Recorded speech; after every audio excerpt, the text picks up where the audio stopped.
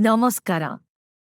आजी आमे शुणिबाकु जाउछु श्रीमद् भागवतर एक अद्भुत कहानी ब्राह्मण पत्नी मानंकर अटूट भक्ति। एही कहानी आमकु सिखाए सत्य भक्ति ज्ञान ओ आडंबर ठारू बहुत उच्च। एक दिन श्रीकृष्ण ओ तांको भाई बलराम गोपाल सांगमानंको सह वृंदावनर जंगलरे गाई चराउथिले। सेमाने खेलुथिले, गीत गाउथिले ओ बहुत आनंद करुथिले। तेबे ही गोप बालक माने कृष्ण को कहिले, कृष्ण आम्भमानंकु भोक लागुछि, आम पाई किछि खाद्य व्यवस्था कर।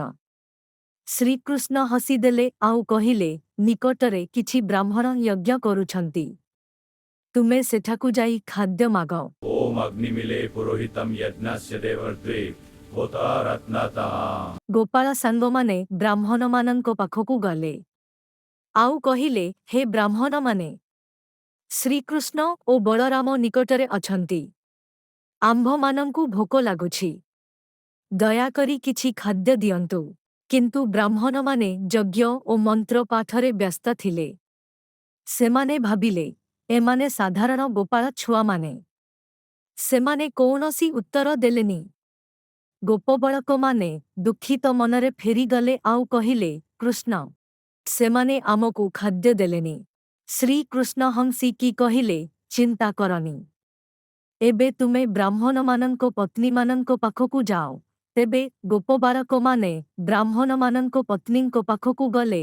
गोपाल सांगमाने ब्राह्मण मानंको पत्नी मानंकु कहिले, श्रीकृष्ण निकटरे अछन्ति ओ आंब मानंकु भोक लागुछि। कृष्णंको नाम शुणी तांको हृदय भक्तिरे भरीगला। सेमाने बहुत सुस्वादु खाद्य प्रस्तुत कले।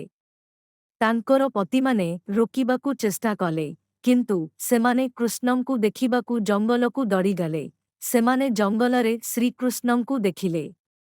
कृष्ण नीलवर्ण पीतांबर पिंधि अत्यंत सुंदर देखाजाउथिले। सेमाने भक्ति भावरे खाद्य अर्पण कले।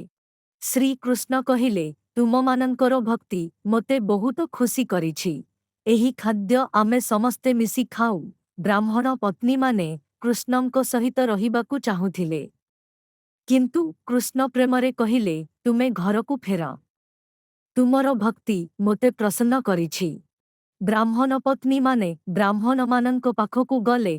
तांको पत्नींको आसीबा देखी कि ब्राह्मण मानंको अहंकार नष्ट होई गला आउ ब्राह्मण मानंको आखिरु लुह आसी गला।